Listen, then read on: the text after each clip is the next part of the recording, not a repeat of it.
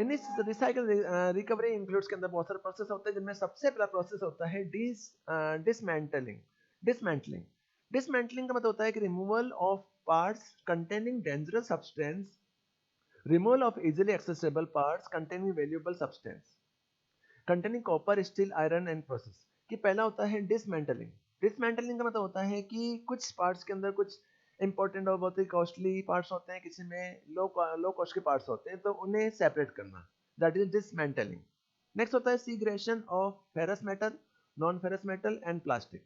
This separation is normally done in the shredder process. कि shredder process एक ऐसा process होता है जिसमें हम इन्हें सेपरेट करते हैं कि मेटालिक कौन से हैं, नॉन मेटालिक कौन से हैं, या प्लास्टिक वाले कौन से, नॉन प्लास्टिक वाले कौन से हैं। नेक्स्ट आता है refurnishment and reuse. Refurnishment and reuse of e-waste has potential for those use electrical and electronic equipments which can be easily refurnished to put it to original use।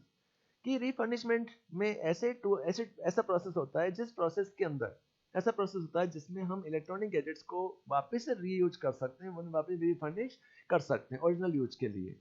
Recycling recovering of valuable material. Ferrous metal is electronic are furnace, non furnace metal is something plants, precious metal is separating works. कि recycling recovery valuable material, कि इन electronic gadgets के अंदर कुछ metal ऐसे होते हैं जो बहुत ही वैल्यूएबल होते हैं, तो उन चीजों को अलग करना। नेक्स्ट होता है treatment disposal of dangerous material and waste. Shredder light fraction is the dispose of a landfill sites of something incinerated expensive country carbon CFC are treated thermally. Printed circuit board PCB is treated or disposed of the underground storage. Mercury is often recycled and disposed of in the underground landfill sites. कि next होता है कि treatment disposal of dangerous material and waste. कि इस process के अंदर हम products को, उनके टूल को सेपरेट कर देते हैं।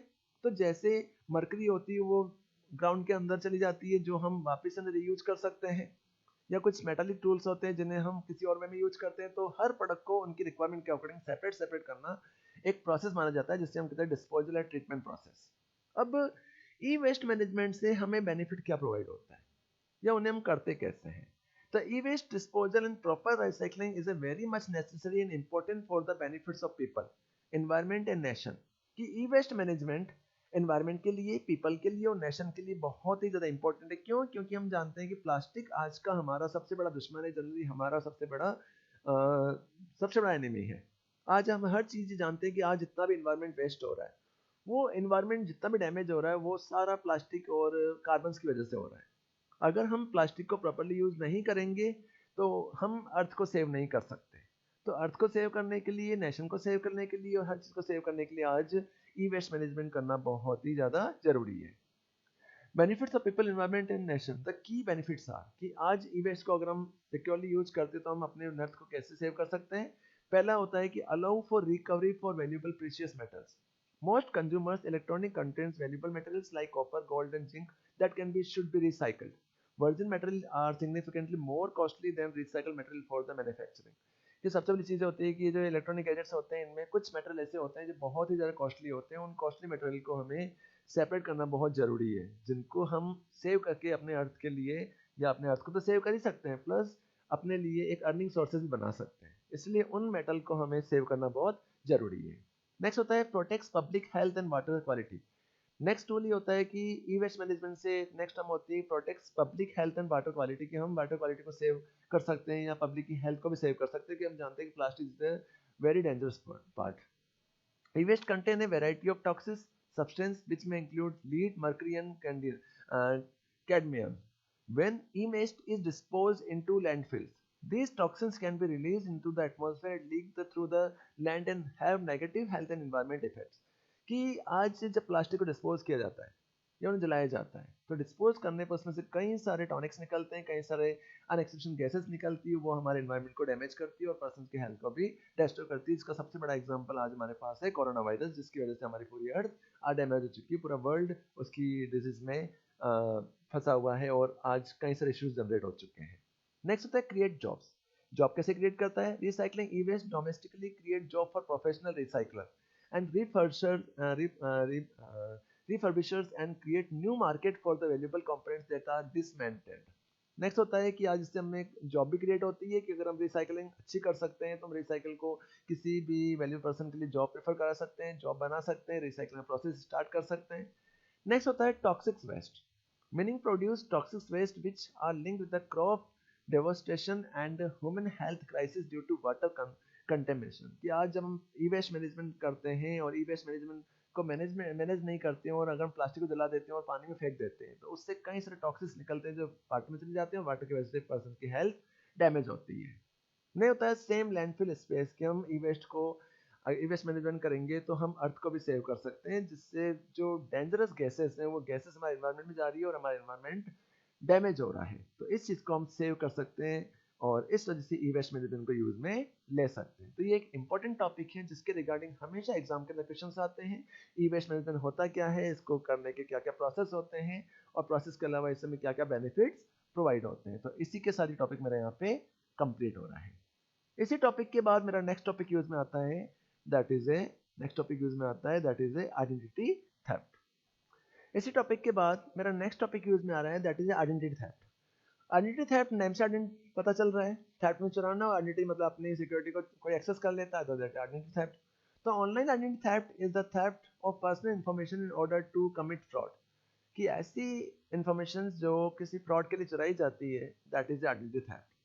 Identity theft occur when someone uses another person's personal information such as name, Aadhaar number, driver license number, credit card numbers, or other identity information to be tagged on that person's identity in order to commit fraud or other crimes. Stealing an identity is the unfortunately surprisingly easy to do and happen mostly unsuspecting victims. कि identity theft का मतलब होता है कि कई सारे unauthorised person बिना permission के अगर हमारी इन्फॉर्मेशन को एक्सेस कर लेते हैं, जैसे लाइक आधार कार्ड इन्फॉर्मेशन हो गई, ड्राइविंग लाइसेंस नंबर हो गया, क्रेडिट कार्ड नंबर्स हो गए, डेबिट कार्ड नंबर्स हो गए, तो इन इन्फॉर्मेशन को इलीगली अगर एक्सेस कर लेते हैं और उसका मिसयूज करते हैं तो उसी टर्म को हम कहते हैं identity theft. Online identity theft is carried out through a mix of action such as thoroughly phishing and by your email accounts, stealing your online purchase information where you give your sensitive information such as your credit cards information or your Aadhaar card numbers। कि online identity theft कई तरह से चलाई जा सकती है, access की जा सकती है। कि कई बार हम ऑनलाइन बिजनेस करते हैं, आपने अपनी पर्सनल इन्फॉर्मेशन कहीं पर शेयर की तो कई सारे पर्सन अनऑथराइज्ड पर्सन बिना परमिशन के आपकी इन्फॉर्मेशन को एक्सेस कर लेते हैं, या आपकी credit card debit card information आपने कहीं पे दी है, वहां से उसे एक्सेस किया जा सकता है। Once someone personal information is obtained in theft can commit any of the following crimes। Credit card fraud, कि अगर ये इन्फॉर्मेशन चुरा ली जाती है तो इन्फॉर्मेशन एक्सेस करने के बाद जो हैकर क्रैकर है वो इस इन्फॉर्मेशन को कई तरह से यूज कर सकता है। पहला होता है क्रेडिट कार्ड फ्रॉड, कि कई सारे क्रेडिट कार्ड फ्रॉड होते हैं कि हमारे अकाउंट से हमारा पेमेंट निकल चुका है या क्रेडिट कार्ड की डुप्लीकेट क्रेडिट कार्ड बना दिया गया है। चेंज योर पर्सनल इन्फॉर्मेशन, कि thieves may obtain a new credit card or getting block your original card, कि इस तरह से कई सारे क्राइम होते हैं। लेकिन इन क्राइम को सेव करने के लिए हम इस क्राइम से बचना चाहते हैं तो हमें कुछ सिक्योरिटी टूल्स यूज में लेने होंगे। पहली चीज ये कि क्रेडिट कार्ड फ्रॉड, कि अगर आपका कभी कोई इन्फॉर्मेशन एक्सेस हो गई है, चुरा ली गई है, तो आप अपने क्रेडिट कार्ड को सबसे पहले बंद करवा दो। हाथों हाथ आपको पता चलता है कि वो कहीं गलत हाथ में चला गया है या उसे एक्सेस कर लिया गया है, तो उस क्रेडिट कार्ड को बंद करवा दो। नेक्स्ट होता है चेंज योर पर्सनल इन्फॉर्मेशन, कि अगर आप नेट वगैरह का यूज करते हैं और अपनी इन्फॉर्मेशन एक्सेस करते हैं तो अपनी सेंसिटिव इन्फॉर्मेशन को रखने के लिए हमेशा अपने अकाउंट नंबर या इन्फॉर्मेशन जो है उन्हें अपडेट करते रहो। उनमें जो पासवर्ड वगैरह हैं उन्हें आप किसी को देना नहीं चाहिए और उसे हमेशा अपडेट करते रहना चाहिए। फोन और यूटिलिटी फ्रॉड्स, कि using your information thieves may get new cell phones और get someone utility that requires such information, कि अगर आप नया फोन अगर एक्सेस करते हैं तो पुराने फोन की इन्फॉर्मेशन सारी इन्फॉर्मेशन को लॉस कर देना चाहिए, डिलीट कर देना चाहिए। Bank finance fraud, thieves may take out losses of mortgages and car in your names, कि कई सारे पर्सन्स बिना परमिशन की आपकी इन्फॉर्मेशन को एक्सेस करके आपके नाम पर लोन ले सकते हैं या अदर कई सारे फ्रॉड कर सकते हैं। अब इन थ्रेड से बचने के लिए हमें क्या क्या करना चाहिए, वही चीज़ें जो मैंने अभी आपको बताई है कि सबसे पहली चीज़ ये है कि प्रोटेक्ट पर्सनल इन्फॉर्मेशन को हमेशा प्रोटेक्ट रखना चाहिए, कभी किसी से शेयर नहीं करनी चाहिए, हर जगह जहाँ कहीं भी आप जा रहे हैं तो इन्फॉर्मेशन को हर कहीं पे लिखना नहीं चाहिए। Credit card debit card number कहीं पर एक्सेस नहीं करना चाहिए, माइंड में रखना चाहिए, उसे हमेशा अपडेट करते रहना चाहिए। आईडी पासवर्ड को हमेशा अपडेट करते रहना चाहिए, या कहीं पर अगर आपकी सेंसिटिव इन्फॉर्मेशन से तो आप बायोमेट्रिक मशीन्स का यूज कर सकते हैं, फिंगरप्रिंट्स का मशीन का यूज कर सकते हैं जिससे आपका लॉक एक्सेस हो और बिना आपकी परमिशन के कोई पर्सन उस इन्फॉर्मेशन का एक्सेस ना कर सके। तो इस तरह से हम अपने थ्रेड को बचा सकते हैं, सिक्योरिटी को एक्सेस कर सकते हैं। इन्हीं टॉपिक्स के बाद और साइबर लॉज वगैरह कंप्लीट होने के बाद हमारा नेक्स्ट टॉपिक यूज में आ रहा है, that is gender issues while teaching using computers. एक नया टॉपिक इसमें ऐड हुआ है, that is gender issues while teaching using computers. That is the last topic of our syllabus. Gender issues का मतलब क्या होता है? जेंडर इश्यूज का मतलब ये होता है the subject computers is introduced in primary classes in most of the school. Computer science is a major subject get introduced only in high school. While teaching computers, there are many gender-specific issues that may be addressed to enforce gender equality in computer science education. Let us talk about these issues. तो बेटा gender issues का मतलब क्या है? तो gender issues का अगर मैं जनरल अगर मोटे तौर पर अगर आपको समझाना चाहूँ या डिटेल में आपको एक्सप्लेन करना चाहूँ, तो जेंडर इश्यूज का बेसिकली मीनिंग ये होता है कि आज हम इंडिया जिस कंट्री में रह रहे हैं उस कंट्री के अंदर आज जेंडर इश्यूज बहुत बड़ा टर्म है।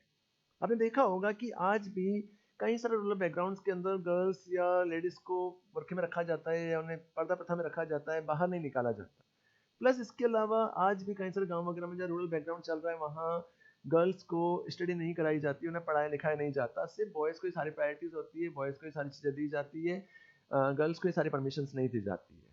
उसी टाइप से एजुकेशन के केस में भी, एजुकेशन के मामले में जिस तरह से गर्ल्स को प्रायोरिटी दी जाती है, सॉरी गर्ल्स को प्रायोरिटी नहीं दी जाती है और बॉयज़ को प्रायोरिटी दी जाती है, उसी टाइप से आज सब्जेक्ट के मैटर में भी कई सारी गर्ल्स को जो रिक्वायर्ड सब्जेक्ट होता है वो सब्जेक्ट उन्हें प्रोवाइड नहीं किया जाता और बॉयज़ को सारी परमिशंस होती है, वो कोई भी सब्जेक्ट एक्सेस कर सकता है।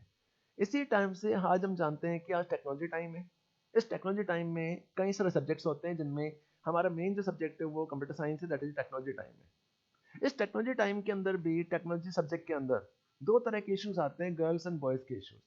तो आज भी कंप्यूटर साइंस सब्जेक्ट के अंदर कई सारी गर्ल्स को प्रायोरिटी नहीं दी जाती है, बल्कि बॉयज़ को इस प्रायोरिटी दी जाती है और बॉयज़ उस सब्जेक्ट को ज़्यादा प्रेफर करते हैं।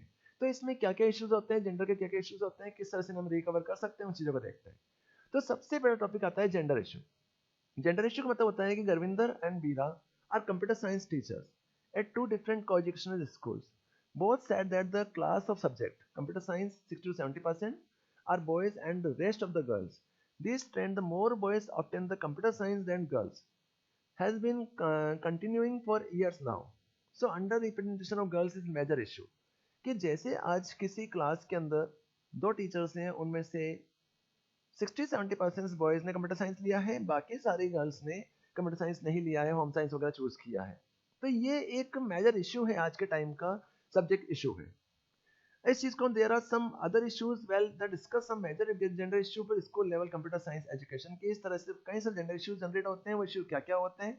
पहली चीज ये होती है कि अंडर रिप्रेजेंटेशन। अंडर रिप्रेजेंटेशन का मतलब क्या होता है कि in India this has been commonly observed over cities that girls are underrepresented in the computer science study, be it computer science major subject in high schools and computer science major at college level. There are far less girl than boy in the computer science section. कि आज computer science एक ऐसा subject है जो mainly high qualification या high higher schools के अंदर use आता है, फिर कॉलेज लेवल पर यूज में लिया जाता है। लेकिन इस सब्जेक्ट के अंदर बॉयज़ की प्रायोरिटी ज़्यादा होती है, गर्ल्स की प्रायोरिटी कम होती है। A leading engineering institute of India has reported that there has been 17% of girls represented in computer science engineering in recent year. कई सारे कॉलेज वगैरह में आपने देखा होगा कि गर्ल्स कंप्यूटर साइंस को कम चूज करती है, जबकि बॉयज कंप्यूटर साइंस को ज़्यादा चूज करते हैं। There are many factors that attributes at the reason behind this, कि इस चीज़ को सॉल्व करने के कई सारे रीजंस होते हैं। इसको कई बार टैली किया हुआ है कि आखिर रीज़न क्या है, कि आखिर गर्ल्स इस चीज़ को प्रेफर क्यों नहीं करती हैं। उसके लिए क्या क्या इश्यूज होते हैं? पहला इश्यू होता है preconceived notion. Preconceived notion का तो होता है कि there are many preconceived notions prevalent that subconsciously play a role. Notion like boys are the better at technical things, girls are good at humanities, arts, etc. Girls may take a career keeping the mind that they have to realize a family. They must not take a high involvement careers. And teaching is the best option for girls as they give you half day off and ample number of holidays so that you can easily take care of your family, etc. have their impact in the decision making of girls while taking the subjects. Also in India, parents play in the important role while deciding about the subject, and parents directly and indirectly push these preconceived notion influencing girls decision, and girls end up taking the other subject than computer science. कि पहला reason होता है pre concept notion. Pre concept notion का मतलब होता है कि पहले से डिसाइड किया हुआ नोशन का मीनिंग जो होता है कि आज भी इंडिया की कई सारी फैमिलीज वगैरह ये चीज़ सोचती है कि गर्ल्स को बॉयज़ जो होते हैं वो आउटर साइड में वर्क कर सकते हैं, इन्हें उन्हें वो सब्जेक्ट ज़्यादा लेना चाहिए और ज़्यादा टेक्निकल पर्सन होते हैं। गर्ल्स जो होती है उन्हें ऐसे सब्जेक्ट लेने चाहिए जो सब्जेक्ट वो प्रेफर कर सकें, प्लस आगे फिर उन्हें फैमिली संभालनी हो, फैमिली संभालते समय वो दोनों चीज़ों को साथ में नहीं कर सकती, प्लस उन्हें ऐसी जॉब करनी चाहिए जो जॉब उन्हें हाफ डे के अंदर ही प्रेफर करती हो। तो इसलिए गर्ल्स को जनरली कंप्यूटर साइंस में आर्ट्स दिया जाता है, आर्ट्स के अलावा उन्हें टीचिंग की लाइन के अंदर ज़्यादा डाला जाता है। तो ये एक मेंटेटिव थॉट है कि इस वजह से गर्ल्स कई बार सब्जेक्ट चूज नहीं करती है। ये कई सारे पेरेंट्स ये सोचते हैं कि गर्ल्स बाहर नहीं जा सकती या बाहर नहीं भेजना चाहते, वो सिक्योर नहीं है। तो ये रीजंस होते हैं जिस वजह से उन्हें कंप्यूटर साइंस या टेक्निकल सब्जेक्ट प्रोवाइड नहीं किए जाते। नेक्स्ट जो रीजन है वो है lack of interest. Lack of interest का मतलब होता है during primitive years children often play games on computers, smartphone. Most games available today are boy centric and increase the interest in the computer. Also at homes, boy get to play more on the computer at smartphone and development more interest in computer than girls. Next reason ये है कि आज कुछ time से जो technology develop हुई है उस टेक्नोलॉजी के अंदर कुछ गेम्स और स्मार्टफोन्स वगैरह जो आने चुके हैं, गैजेट्स जो आने लगे हैं, उन गैजेट्स के अंदर कुछ गेम्स ऐसे आए हैं जो बॉयज़ के अकॉर्डिंग है, जो गर्ल्स के अकॉर्डिंग नहीं है। इस वजह से बॉयज़ उस चीज़ को ज़्यादा टेक्निकल समझते हैं और उन चीज़ों को ज़्यादा प्रीफर करते हैं देन गर्ल्स। ये एक नेक्स्ट रीजन होता है lack of interest. Next reason होता है lack of motivation. Lack of motivation का मतलब girl are pre secure to choose a career option which are give them work for balancing in favor of family roles. They are the play later on. Girls are always indulging in the subject which will consume most of your time is not average or no matter whatever job option you choose. Next होता है lack of motivation. Lake of motivation मतलब होता है girls को कहीं पर ये चीज़ बोल के रोक लिया जाता है कि आप बाहर जाके काम नहीं कर सकते, आपको फैमिली भी संभालनी है, घर भी संभालना है, प्लस इसके अलावा आपको वो सब्जेक्ट चूज करना चाहिए जिससे आप दोनों को मैनेज करके चल सकें, या बाहर सेफ नहीं है तो उन्हें लेक ऑफ मोटिवेशन दिया जाता है, डिक्रीज किया जाता है, इसलिए वो टेक्निकल सब्जेक्ट नहीं लेती है। नेक्स्ट रीजन होता है lack of role models. Girls these days less of role models in the field of computer science whom they are imitative. TV, movies, advertisement, everywhere the portrait that is the technical fields like computer science are main fields. If you see the women scientists in a team, there are 10 other scientists whose male in the advertising etc. That would be the thing that's substantially constant. Next the lack of role model. Lack of role model का मतलब होता है कि आज हम ये जानते हैं कि कई सारे स्टूडेंट्स जो होते हैं वो स्टूडेंट्स इस चीज़ को देखकर अपना करियर चूज करते हैं, किसी का कोई रोल मॉडल होता है, बट गर्ल्स के लिए जो टेक्निकल टाइम के अंदर रोल मॉडल बहुत रेयर केसेस में। आज अगर कहीं भी टेक्निकल टाइम किया का वर्क किया जाता है तो वहाँ पर 10 बॉयज होते हैं, एक या दो गर्ल्स होती है, तो उन्हें एक रोल मॉडल नहीं मिल पाता, इसलिए भी गर्ल्स उस चीज़ को चूज नहीं करती है। नेक्स्ट होता है lack of encouragement in class. Next होता है lack of encouragement in class. Lack of encouragement in class का मतलब होता है कि as there are the lesser number of girls in the class, the teachers most of work assignment and and are choosing more girls. कि lack of interest का मतलब ये हो गया कि आज कंप्यूटर साइंस जैसे सब्जेक्ट के अंदर गर्ल्स बहुत कम होती है, बॉयज ज़्यादा होते हैं, तो टीचर्स भी बॉयज़ को फर्स्ट प्रायोरिटी देते हैं, उन्हें ज़्यादा वक्त दिया जाता है, इसलिए उन्हें भी इंकरेज नहीं किया जाता, जिस वजह से वो सब्जेक्ट को चूज नहीं करती है। नेक्स्ट रीजन होता है non girls friendly work culture. पहला रीजन उन्होंने देखा था यहाँ पर अंडर रिप्रेजेंटेशन की, वो रिप्रेजेंट नहीं हो पाती है। नेक्स्ट रीजन होता है not girls friendly work culture. It has been observed that when the school work partner are chosen, boys prefer boys over girls, and even girls and boys are made work partners. Boys prefer to work actively and male girls silent observer. Boys are not comfortable in the situation where they are not playing active roles. दूसरा reason ये है कि not girls friendly work culture भी नहीं मिलता है। आज का जो टाइम चल रहा है उसमें हम गर्ल्स एंड बॉयज दोनों को साथ में एक साथ वर्क कंप्लीट करने के लिए नहीं दे सकते। कई सारे इश्यूज जनरेट होते हैं, जो या एज होती है, जो यंग एज वगैरह होती है, उस एज के अकॉर्डिंग भी उन्हें साथ में वर्क नहीं दिया जा सकता, कई सारे इश्यूज जनरेट होते हैं, तो ये भी एक रीजन होता है इस वजह से गर्ल्स एंड बॉयज साथ में काम नहीं कर पाते। इस चीज को सॉर्ट आउट करने के लिए क्या क्या पॉसिबल सॉल्यूशंस दिए हुए हैं जिससे हम इस डिसेबिलिटी इश्यूज को खत्म कर सकते हैं। The issue listed above are not intentionally created, hence they need a different types of handling. कि ये जो इश्यू जनरेट हुए हैं वो इश्यू किसने क्रिएट नहीं किए हैं, इन्हें हम रिमूव कर सकते हैं। रिमूव करने के कई सारे रीजंस होते हैं। There should be the more initiative and programmes and encourage girls to take up computer science subject. Presently there are many initiatives supported by the government and run to many teach giants and encourage more girls to take up the computer science subject. पहली चीज ये है कि अगर girls को encourage किया जाए TV serials के थ्रू या अदर किसी वे के थ्रू उन्हें मोटिवेट किया जाए कि आप कंप्यूटर साइंस सब्जेक्ट ले सकते हैं, उन्हें डिक्रीज ना किया जाए। The film and TV censors board should ensure the representation of female role models in the TV cinema. आजकल जो मूवीज वगैरह बनती है उन मूवीज के अंदर भी कहीं ना कहीं बॉयज को या जेंट्स पर्सनस को या फीमेल मेल्स को ही प्रायोरिटी दी जाती है टेक्निकल वर्किंग के लिए। तो टीवी सीरियल्स और मूवीज वगैरह के अंदर भी गर्ल्स की प्रायोरिटी होनी चाहिए, उन्हें इंकरेज करना चाहिए कि आप इस आईटी फील्ड के अंदर जा सकते हैं। In the practical rooms, girls should be encouraged more to work computer on their own and also find solution of their routines। कि नेक्स्ट होता है कि अगर आप लैब वगैरह में ले जाते हैं बच्चों को तो उसमें गर्ल्स को वर्क देना चाहिए, उन्हें एक्सेस करना चाहिए, उन्हें मोटिवेट करना चाहिए, जिससे उनकी इंटरेस्ट क्रिएट होगा और गर्ल्स की भी एक इंटरेस्ट क्रिएट होगा सब्जेक्ट के अकॉर्डिंग और उन्हें मोटिवेशन मिलेगा। इसी टॉपिक के बाद नेक्स्ट आता है disability issue while teaching and using computer, teaching while teaching using computer. कि नेक्स्ट हमारा एक टॉपिक आता है कि आज हम कंप्यूटर साइंस का डेवलपमेंट तो कर रहे हैं लेकिन डेवलपमेंट में कई सारे टीचिंग इश्यूज भी जनरेट होते हैं। वो इश्यूज क्या होते हैं? Increase focus on the inclusive education and promoting access for student while disability and impairments in the field of technology. The computer science have made today classroom really diverse and inclusive.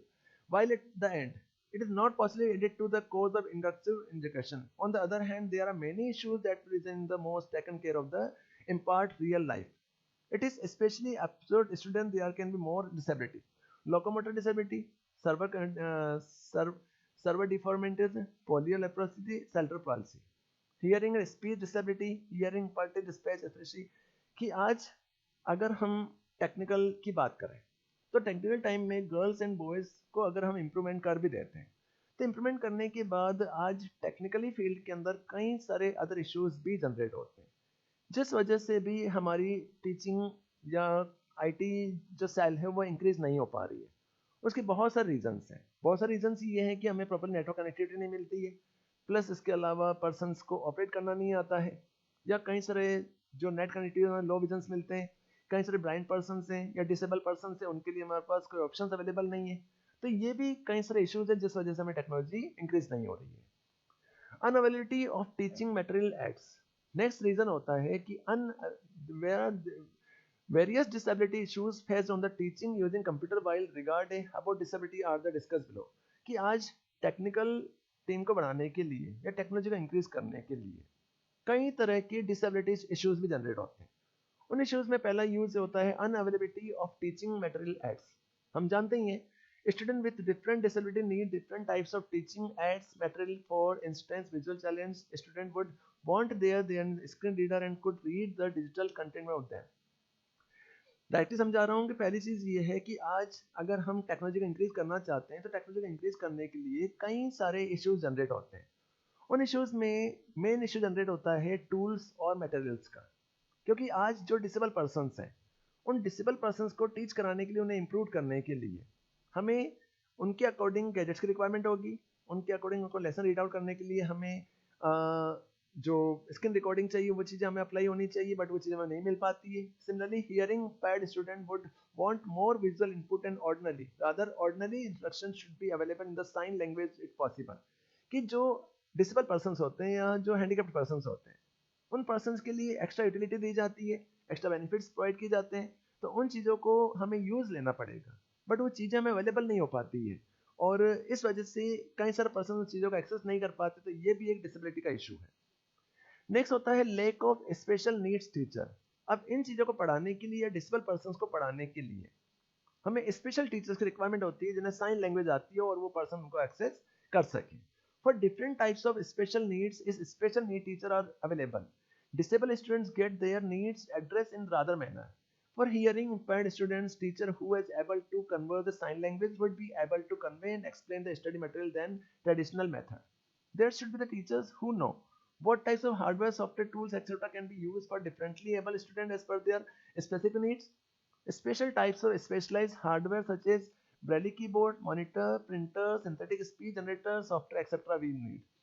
Next होता है कि हमें एक special teachers की requirement होती है और special teachers को पूरा नॉलेज होना चाहिए कि वो इस तरह से उन्हें ऑपरेट कर सके, उन बच्चों को समझा सके।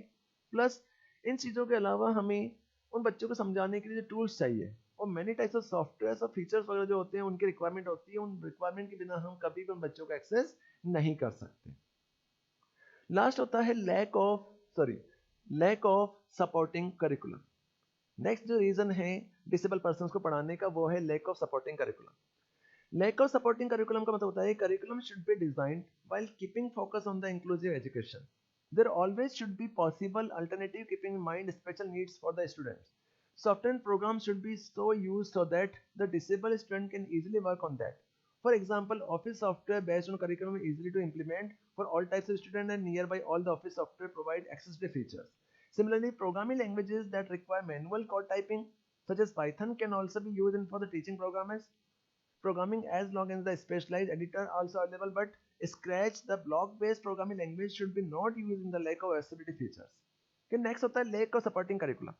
लेक ऑफ सपोर्टिंग करिकुलम का मतलब होता है कि अगर हम डिसेबल पर्सन को टीच करना चाहते हैं और डिसेबल पर्सन को बेनिफिट प्रोवाइड करना चाहते हैं तो उन्हें प्रोवाइड करने के लिए हमें कई तरह के अपडेशंस करने होंगे और कई सारी चीज़ों की रिक्वायरमेंट होती है कि अगर हम टीचर्स के अलावा हमें कई से सॉफ्टवेयर की रिक्वायरमेंट है जो सॉफ्टवेयर उन बच्चों के अकॉर्डिंग वर्क कर सकें, बच्चे उस चीज़ को समझ सकें, टीचर उनको एक्सप्लेन कर सकें। Further, the computer science content and programming content should be conducted so all types of students can participate in them inclusively. कई सारे हमें ऐसी एक्टिविटीज कंडक्ट करानी होगी उन एक्टिविटीज के बेस पर बच्चे उस चीज को समझ सकें। इन चीजों के लिए कई सारे सॉल्यूशंस भी हैं। तो पॉसिबल सॉल्यूशंस क्या है? Possible solutions for disability issue are straightforward कि आज के टाइम में जो डिसेबल पर्सन है उन्हें हम इस चीज़ों में अप्लाई नहीं करवा पा रहे हैं, तो इन चीज़ों के लिए कुछ पॉसिबल इश्यूज भी हैं। तो पॉसिबल इश्यूज ये हैं कि school must work toward making available the requirement teaching aids material fulfill the special needs to students with disability. There should be proper budget allocated to buying the required material and equipment to the promises including education. कि सबसे पहली चीज़ तो ये है कि अगर हम उन बच्चों को प्रॉपरली गैजेट्स या प्रॉपरली रिक्वायरमेंट फुलफिल कर सकते तो वो हमें करनी चाहिए, प्लस गवर्नमेंट को प्रॉपरली बजट प्रोवाइड करना चाहिए जिससे वह स्कूल उन इक्विपमेंट्स को परचेज कर सके। School must employ a special need teacher and should also train other teachers as well the how to interact with the student with the special needs so help them learn in the better inclusive way. Next ये होता है कि schools में ऐसे teacher को appoint करना चाहिए जो इन लैंग्वेज को समझता हो, डिसेबल पर्सन को या डिसेबल बच्चों को पढ़ा सके। दूसरी चीज़ है कि वो टीचर को दूसरे टीचर को भी इम्प्लीमेंट करना चाहिए, उन्हें भी वो एक्सप्लेन करना चाहिए, उन्हें भी उन्हें टीच करना चाहिए जिससे कई सारे टीचर्स उन बच्चों की हेल्प कर सकें। School must support the inclusive curriculum and refrain from any other practice and directly to inclusive puts and disable students to the disadvantage side. कि बच्चों को ऐसा एनवायरनमेंट प्रोवाइड होना चाहिए जिस एनवायरनमेंट में बच्चे वर्क कर सकें और अपने डिसएडवांटेज को डिक्रीज कर सकें। इसी चीज को इंप्लीमेंट करने के लिए आज ये टेक्नोलॉजी टाइम जो चल रहा है उस टेक्नोलॉजी टाइम के अंदर हमने गर्ल्स एंड बॉयज के बारे में देखा, बट गर्ल्स एंड बॉयज के अलावा आज अगर हम किसी भी अनऑथराइज या डिसेबल पर्सन जो होते हैं उन डिसेबल पर्सन को भी टीचिंग से या टेक्नोलॉजी से इम्प्लीमेंट कर सकते हैं या उन्हें पढ़ा सकते हैं। तो पढ़ाने के लिए क्या क्या इश्यूज होते हैं, किस तरह से इशू जनरेट किए जाते हैं, उन इशू को हम किस तरह से सॉल्व कर सकते हैं, इन सारी चीज़ों को हमने इस टॉपिक के अंदर रीड आउट किया। That is the last topic of this chapter. इसी के साथ मेरा चैप्टर कंप्लीट हो रहा है। थ्योरेटिकल चैप्टर है, इन्हें घर पे वो रीड आउट कीजिए, समझने की कोशिश कीजिए। कहीं अगर इशू होता है, कोई प्रॉब्लम होती है तो आप मेरे से डिस्कस कर सकते हैं। इस चैप्टर में से हमारे छोटे क्वेश्चंस बनेंगे, एक एक नंबर के क्वेश्चंस आएंगे, इसलिए पूरा चैप्टर पढ़ना कंपलसरी है। अगर कोई भी डाउट है तो उसके नोट्स बनाइए, नोट्स कंप्लीट कीजिए, इस नोट्स में आपके साथ शेयर करूंगा, बट आप अपने लेवल पे भी उसके नोट्स बना सकते हो, पीछे क्वेश्चन आंसर कंप्लीट करेंगे। इसके साथ मेरा सिलेबस कंप्लीट हो रहा है। सिलेबस के साथ साथ फाइल हैंडलिंग के अंदर मेरे 2 न्यू टॉपिक्स जो सिलेबस में ऐड हुए हैं वो मुझे पढ़ाने हैं, जो हम नेक्स्ट क्लास के अंदर डिस्कस करेंगे। मैं अपने चैप्टर को फिनिश कर रहा हूँ। घर पे रहिए, सुरक्षित रहिए। Thank you.